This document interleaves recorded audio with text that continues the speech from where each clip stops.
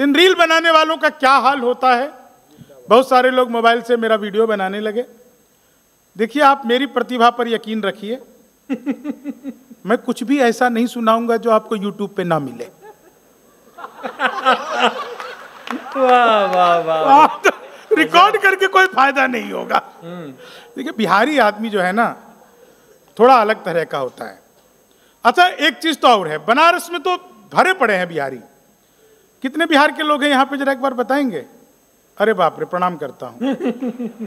इसमें हमारी कोई गलती नहीं है बनारस वालों, सारा कसूर आप लोगों का। बड़े बड़े पांडाल लगाते हो, कीर्तन मंडली बुलवाते हो, फिर भजन करवाते हो, राधे राधे जपो चले आएंगे बिहारी, राधे राधे जपो चले आएंगे बिहारी, राधे राधे जपो चले आएंगे बिहारी। अब कलयुग में वो बिहारी तो आ नहीं सकते, हमें ट्रेनों में ठुस ठुस कराना पड़ता है। तो हमारा मामला अद्भुत है। मैं तो इलेक्ट्रॉनिक शॉप पर गया, मैंने जाकर पूछा है टीवी कितने का दे रहे हो? बोले हम बिहारियों को टीवी नहीं देते। मैंने कहा तुझे कैसे पता लगा? बोले निकल यहां से। अगले दिन मैं सूट बूट हैट नकली मूछें। मैंने कहा ये टीवी कितने का दे रहे हो? बोला तुझे कल भी मना किया था। अगले दिन मैं बुरका और के चला गया। मैंने कहा भैया ये टीवी कितने का दे रहे हो? बोला भाई साहब आपको 2 दिन से मना कर रहा हूं, हम बिहारियों को टीवी नहीं देते। मैंने कहा ठीक है मत दे, लेकिन ये बता तुझे पता कैसे लगता है मैं बिहारी हूं? बोला बेटा जिसे तू टीवी कह रहा है वो माइक्रोवेव है। वाह, ये माइक्रोवेव को टीवी बताने का कॉन्फिडेंस जो बिहार लेकर के आया। क्या बात है। मैं बता रहा हूं आपको, हंसी तो हर जगह बिखरी पड़ी है, और बनारस जितनी हंसी दुनिया में नहीं है। मुझे तो बहुत अच्छे से याद है सूरज, वो बनारस का लड़का पढ़ लिख कर इंजीनियर बन गया, वापस आया, देखा उसकी मच्छरदानी में छेद है, बाजार गया, मच्छरदानी नई नहीं लाया, एक पाइप खरीद के लाया, जहां छेद था उसके ठीक सामने दूसरा छेद किया, बीच में पाइप फंसा दिया। अब मच्छर इधर से घुसे उधर से निकल जाए। क्या कहने, मच्छर के लिए भी जो बाईपास बना देता है वो बनारसी होता है साहब। वाह जी, कमाल का होता है। मुझसे तो एक बार पूछा एक व्यक्ति ने, यार ये ज्यादातर यूपी बिहार के लोग, मैं बॉम्बे में था, ज्यादातर यूपी बिहार के लोग IAS IPS क्यों बनते हैं? तो मैंने बताया कि देखो बाकियों में जितना दिमाग है ना उतना तो हमारा खराब रहता है। तो हमारा तो वैसे भी कोई मामला नहीं है। महिलाओं की बात कर रही थी पद्मिनी जी, महिलाएं ऐसी होती है, महिलाएं वैसी होती है। हमसे पूछो महिलाएं कैसी होती है? भाई साहब, जब तक ये माँ रहती है, जब तक ये बेटी रहती है, बहन रहती है, तब तक ठीक है। जिस दिन ये महिला पत्नी हो जाती है, क्या हो जाता है इसको समझ नहीं आता है। और वही महिला जिस दिन सासू माँ हो जाती है, उसे क्या हो जाता है यह आज तक समझ में नहीं आया। एक ही रूप अनेक है साहब, इतने अद्भुत रूप हैं मैं आपको क्या बताऊं। 4 लाइनें सुनिए, आनंद लीजिए। समय की अपनी सीमाएं हैं, लेकिन कविता सुनने के लिए कोई समय नहीं है। 4 लाइन सुनिएगा। हर जगह पर आजकल रील्स का दौर है, लोग अलग अलग तरीके से रील्स बनाते हैं। रील्स बनाने वालों का क्या हाल होता है, इसका आनंद लीजिए। स्वागत। अच्छा देखिए, साउंड वाले बहुत अच्छा साउंड है। पद्मिनी जी गा रही थी, इससे पहले सरिता जी ने वंदना की। ये लोग सुर में गाते हैं, मैं महिषासुर में गाता हूं। विनीत जी बता रहे हैं लग भी रहा है, बड़े कवि हैं, कुछ भी कह सकते हैं। तो मैं 4 लाइनें आपको स्वागत भैया।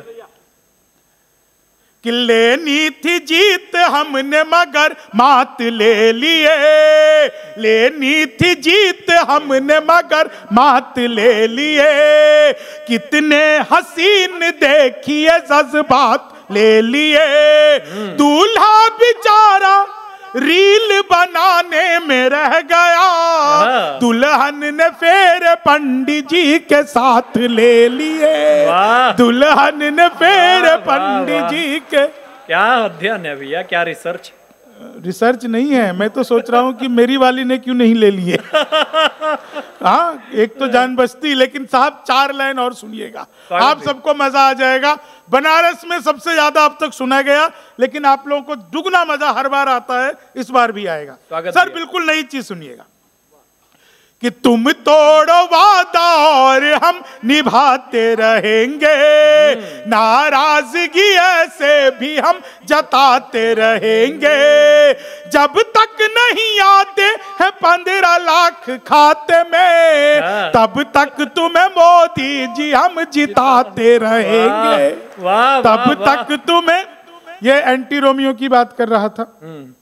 बाबा जी हैं, जब आते ही सबसे पहला काम किया एंटी रोमियो। मैंने 4 लाइनें लिखी कि जुल्फों में उंगलियों को फिराने नहीं देते, जुल्फों में उंगलियों को फिराने नहीं। इधर तो गंजे से आदमी भी ऐसे करने लगे। अरे प्रभु, जुल्फों में उंगलियों को फिराने नहीं देते, कलियों के पास भंवरे को जाने नहीं देते।